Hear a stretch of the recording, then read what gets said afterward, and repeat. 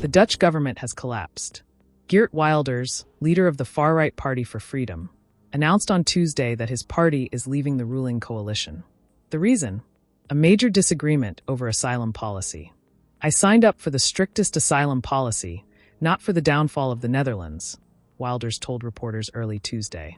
"And our responsibility for this cabinet therefore ends here." This decision brings down the most right-leaning government in Dutch history. The coalition, led by Prime Minister Dick Schoof, is now left with only 51 of the 150 seats in parliament. Wilders' move has thrown Dutch politics into disarray. Opposition leaders are now demanding immediate elections. So far, Prime Minister Schoof, who has frequently clashed with Wilders over policy direction, has not issued any statement.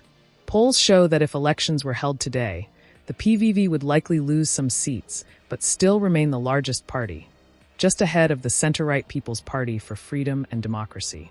But being the largest party may not be enough. In Dutch politics, no single party has ever held a majority. Governing always means coalition building. And polls suggest both center-right and center-left blocs could gain ground in any new election. Wilders' PVV had emerged as the clear winner in the November 2023 election. But despite this win, months of post-election negotiation resulted in a coalition deal that kept Wilders out of the cabinet. He remained a parliamentarian while his party joined the government. Known for his anti-Islam and anti-immigration rhetoric, Wilders has long been a polarizing figure in Dutch politics. He was once convicted of discrimination after making remarks about Moroccan immigrants during a 2014 rally. His party has called for no Islamic schools, no Qurans, and no mosques. Just last week, Wilders held a rare formal press conference. He presented an ultimatum: toughen asylum laws or risk losing PVV support. He demanded measures to shut borders to asylum seekers, halt construction of asylum centers, and even close existing ones.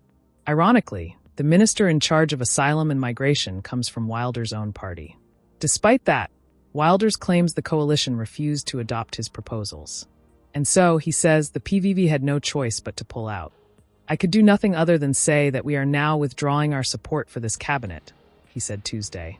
With the government effectively dissolved, the Netherlands now faces a new period of political uncertainty, one that could reshape the country's leadership and immigration policies in the months ahead.